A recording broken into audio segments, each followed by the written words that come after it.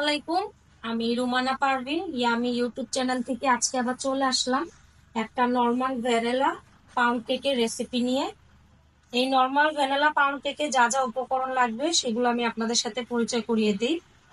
এটা হচ্ছে 1 কাপ উঁচু করে ময়দা, এটা হচ্ছে চিনি, এখানে হাফ কাপ চিনি আছে এবং হাফ কাপের চেয়ে একটু কম এখানে বাটার আছে। গরমের দিন বাটারটা একটু গলে গলে রয়েছে, আপনারা দেখতেই পাচ্ছেন। এটা আমি বের করে রেখেছি অনেকক্ষণ আগে। এখানে ইম্পর্টেন্ট কিছু জিনিস আছে, সেগুলো আমি আপনাদের পরিচয় করিয়ে দিই। এটা হচ্ছে কেক ইমপ্রুভমেন্ট জেল। যাদের কেক একদমই ফুলে না, বেকারির মতো হয় না, তাদের জন্যই আজকের এই রেসিপি। এবং এই কেক ইমপ্রুভমেন্ট জেল প্রয়োজন হয়। এখানে হাফ চামচের চেয়ে একটু কম আছে। এখানে পরিমাণ মতো একটুখানি লবণ আছে। গুঁড়ো দুধ 1 চামচ আছে। এখানে 1 চামচ ভ্যানিলা পাউডার আছে। এখানে বেকিং পাউডার হাফ চামচ, আর হাফ চামচের চেয়ে কম বেকিং সোডা। এই হচ্ছে কেকের ইম্পর্ট্যান্ট একটা পার্ট। আজ আমি 4টা ডিমের কেক তৈরি করব। এখানে 4টা কুসুম এবং এখানে 4টা কুসুমের সাদা অংশ আছে ডিমের। তো তৈরি করতে চলে যাবার আগেই আরো কিছু কথা বলি। কেক সাজানোর জন্য আমরা হচ্ছে গিয়ে আমাদের নিজেদের উপর নির্ভর করে আমরা কে কি দিয়ে কেক সাজাই। তো এটা হচ্ছে গিয়ে ভ্যানিলা কেকের উপর এটা ছিটিয়ে দিব। এখানে কাজু বাদাম এবং কিশমিশ আছে। আপনারা যারা আমার ভিডিওগুলো দেখছেন, লাইক কমেন্ট করছেন, তাদের সবাইকে অনেক অনেক ধন্যবাদ। মোটামুটি ভালোই ইমপ্রুভ হচ্ছে আমার ইউটিউব চ্যানেলটা। তো এইভাবেই আমার পাশে থাকবেন। আর যেগুলো ভিডিও ভালো লাগবে না অবশ্যই আমাকে কমেন্টে জানাবেন। আর তারপরও বলি আপনারা আমার পাশে থাকবেন। তো চলুন প্রস্তুত করতে চলে যান। ডিমের সাদা অংশটাকে আমরা বিট করে ফেলবো। ডিমের সাদা অংশ যখন এরকম একটু ফমি ফমি আসবে তখন এর মধ্যে চিনি দিব। চিনি আমরা 3 ভাগে দিব। 3 ভাগে দিলে চিনি সুন্দর আসবে ডিমের ব্যারাংটা। আর কেকের মেরুদণ্ডই হচ্ছে গিয়ে ডিমের এই সাদা মেরা।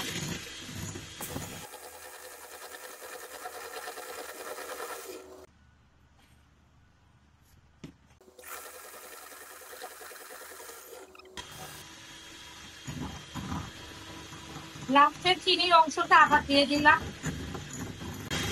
এখন ভালো করে মেরাংটা আমি রেডি করব। এখন এতে দিয়ে দিব এই কেক ইমপ্রুভমেন্ট জেলটা। এটা ডিমের সাদা অংশের সাথেই করতে হয়, অন্যভাবে করতে গেলে কিন্তু আপনার কেক হবে না। এই ডিমের সাদা অংশের সাথে আমি এটা দিয়ে দিচ্ছি।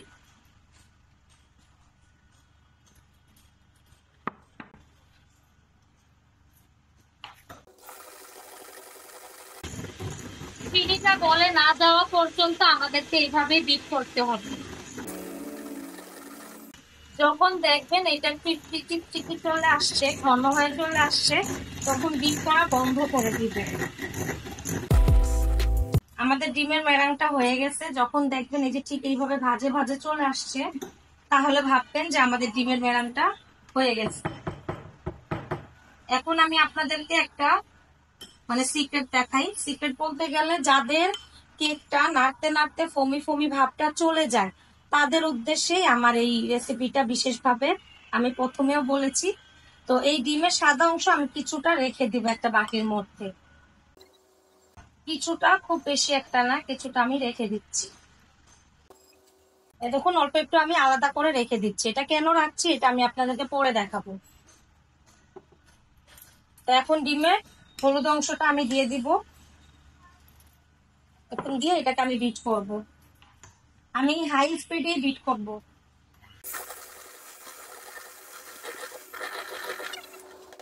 এখন এর মধ্যে আমি দিয়ে দিব এই যে বাটারটা দেখছেন, এই বাটারটা আমি দিয়ে দিব।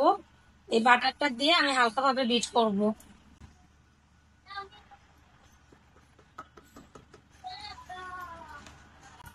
আপনারা চেষ্টা করবেন যারা এই কেক তৈরি করবেন তারা বলটা একটু বড় নিতে। আজকে আমার বলটা ছোট হয়ে গেছে, যার ফলে আমার এই মেরাংটা একটু ছিটিয়ে ছিটিয়ে গেছে। যাই হোক, আমাদের এটা মিক্স হয়ে গেছে। আমরা ওভেনের টাইমারটা 10 মিনিটের জন্য সেট করে দিই। কারণ আমাদের হচ্ছে গিয়ে 10 মিনিট প্রিহিট করতে হবে। এই ওভেনটাতে আমার সময় লাগে প্রায় 50 মিনিট লাগে। আর কেকের নির্ভর করে কেক বড় এবং ছোটর ব্যাপারে। তো আমি 10 মিনিটের জন্য আগে আমি এটা প্রিহিট করে নিচ্ছি। আপনারা দেখুন মিটারের এই দুইটা রড যে এটার মধ্যে আমি দিয়ে দিব টাইমারটা, সেটআপটা, এই যে দেখুন, এবং ডিগ্রি দিয়ে দিব হচ্ছে গিয়ে 170 দিয়ে দিচ্ছি ডিগ্রি, এবং টাইমার দিয়ে দিচ্ছি এখন 10 মিনিট, এবং এটাকে আমি প্রায় 45 মিনিট পর্যন্ত আমি কেক ওভেনে বেক করব। ডিমের অংশ, হলুদ অংশ দেওয়ার পরে দেখুন আমাদের থিকনেসটা এরকম হয়েছে। এখন এর মধ্যে আমরা একে একে করে সব উপকরণ দিয়ে দিব। এখন আমি দিয়ে দিচ্ছি এই যে এই 1 কাপ ময়দা, এটা আমি 2-3 বারে দিব। এটা কিন্তু একেবারে চালা, আমি ময়দা সবসময় চেলে বক্সে রাখি, এতে করে বানানোর সময় সুবিধা হয়।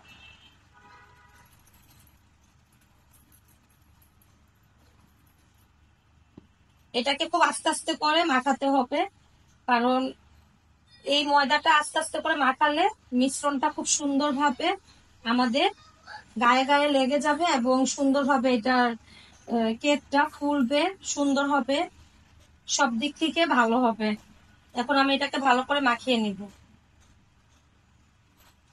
আর সবসময় আপনারা চেষ্টা করবেন যখনই পাউন্ড কেক তৈরি করবেন তখন তেলের পরিবর্তে বাটার দেওয়ার, কারণ একমাত্র বাটার দিয়েই পাউন্ড কেক তৈরি করলে পাউন্ড কেকের টেস্টটা ভালো আসে। এখন আমি আরেকবার এটা দিব, এটা 3 বারে দিব, একবার দিয়ে দিয়েছি, এখন দ্বিতীয়বার দিব।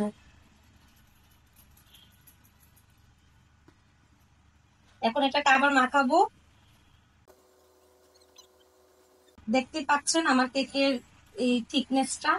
এখন এটা আমি 3rd বার আবার দিয়ে দিব, দিয়ে এটাকে আমি ভালো করে মিক্স করব। সুন্দর করে ঘুরিয়ে ঘুরিয়ে আস্তে আস্তে করে এটাকে মিক্স করতে হবে। এটা ভালো করে মিক্সড হয়ে গেলে বাকি অন্য সব উপকরণ আমি আপনাদেরকে দিয়ে দেখাবো। আমাদের মিশ্রণটা কমপ্লিট। এখন এটাতে অন্যান্য উপকরণগুলো আমি দিব। এখানে গুঁড়ো দুধ, লবণ, vanilla essence, baking powder, baking soda সব আছে, এটা একসাথেই আমি দিয়ে দিব। একসাথে দেওয়ার পর এটাকে ভালো করে মিক্স করে নিব।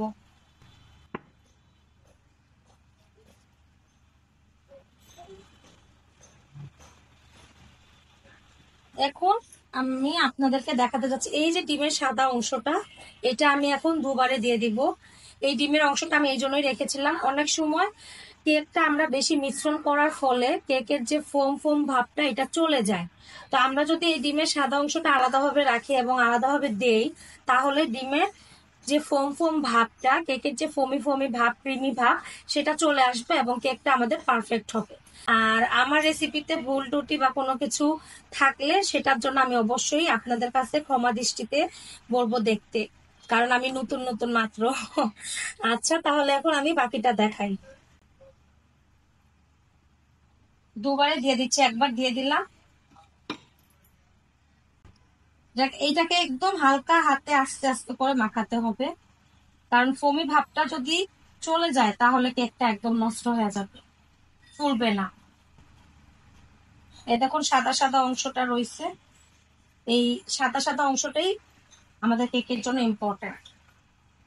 এখন 2 বারের এই বাকি অংশটা আমি দিয়ে দিলাম। দেখুন খুব সুন্দর ফোমি ফোমি ভাবটা রয়ে গেছে। যাদের মাখাতে মাখাতে ফোমের ভাবটা নষ্ট হয়ে যায় তারা এই পদ্ধতিতে কেক তৈরি করতে পারে। দেখুন কিরকম ফোমি ফোমি ভাব আছে, এরকমই ভাব থাকতে হয় পাউন্ড কেকে। তো এবার আমি মোল্ডে ঢেলে দিব, মোল্ডে ঢেলে বেক করতে দিয়ে দিব। আর সবসময় মোল্ডে ঢাললে মোল্ডের মাঝখান বরাবর কেকের মিশ্রণটা ঢালবেন। এখন এই মোল্ডটাকে সব ভালোভাবে ট্যাপ করে নিতে হবে। এই আমাদের কেকের রেসিপির মেইন অংশ শেষ, এখন ওভেনে বেক করতে দিয়ে দিব। এখন আমরা এই যে মোল্ডটা দিয়ে দিলাম ওভেনের মধ্যে, এবং আমি প্রায় এটা সেট আপ দিব 45 মিনিটের জন্য। 45 মিনিট পর যদি না হয় তাহলে আমরা আবার আরেকটু টাইমারটা সেট করে দিব। তো এখন আমি প্রায় 45 মিনিটের মতো দিয়ে দিলাম। আসলাম 45 মিনিট পর আমার কেকটা দেখুন, বাহিরের থেকে দেখা যাচ্ছে পাউন্ড কেকটা হয়ে গেছে। আজকে আমার 2টা কেকের অর্ডার আছে, ওইটা আমি পরে বসিয়েছি, ওইটার আমি ভিডিও আমি আপনাদেরকে দেখাতে পারিনি সময়ের জন্য। আর এই পাউন্ড কেকটা হয়ে গেছে, এখন আমি পাউন্ড কেকটা বের করে নিব। দেখুন পাউন্ড কেকটার কালারটা খুবই সুন্দর আসছে। এখন এই পাউন্ড কেকটা হয়ে গেছে, এই পাউন্ড কেকটা আমি বের করে কিছুক্ষণ ঢেকে রেখে দিব। এই যে টুথপিকটা, এটা দিয়ে আমি আপনাদেরকে দেখিয়ে দিচ্ছি। এই দেখুন ক্লিন আসছে, এর মানে কেকটা হয়ে গেছে। তাহলে এখন এটা ঠান্ডা করে কেটে আমি আপনাদেরকে দেখাবো। আসলে এই কেকটা আমার অর্ডারের, তো এটা আমি যখন পিস করব, পিস করে আমি আপনাদেরকে দেখাতে চলে আসবো আবার। আল্লাহ হাফিজ।